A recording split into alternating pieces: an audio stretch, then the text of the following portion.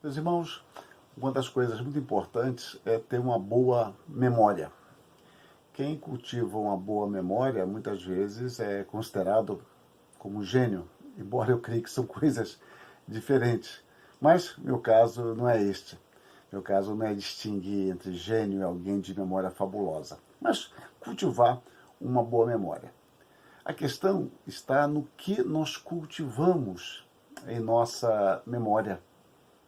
Eu costumo dizer que às vezes nós cultivamos uma memória malévola, porque nós só lembramos de coisas negativas, não que elas não possam ser lembradas ou que não devam ser lembradas. A questão está em como nós nos lembramos.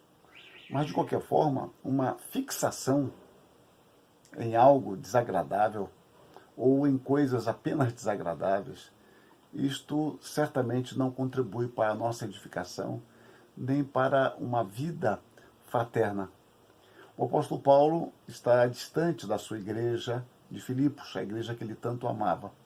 E aqui no capítulo 1, no verso 13, ele diz: "Dou graças ao meu Deus por tudo que recordo de vós."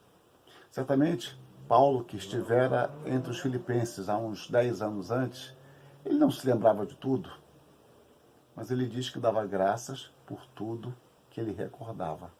Então, aqui nós aprendemos algumas coisas. Uma delas é cultivar uma boa memória.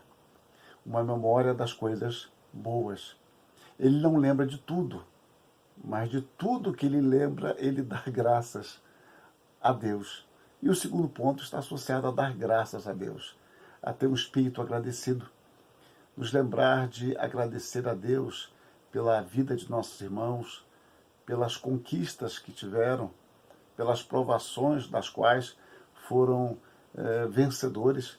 A igreja de Filipos estava sendo perseguida, enfrentava dificuldades, era uma igreja generosa, e certamente isso ocupava a memória de Paulo, como uma igreja com tantas dificuldades, em meio a tantos problemas, era tão despreendida, capaz de ajudar outros irmãos que ela nem sequer conhecia. Isso você pode estudar em 2 Coríntios 8 e 9. E o próprio apóstolo Paulo demonstra aqui, no capítulo 4, como ele foi ajudado por esta igreja. Sem dúvida, isso ocupava a sua memória.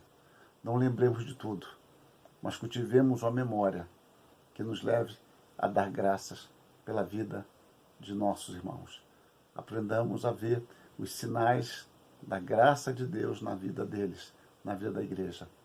E cultivemos isso e demos graças a Deus. Que Deus nos abençoe.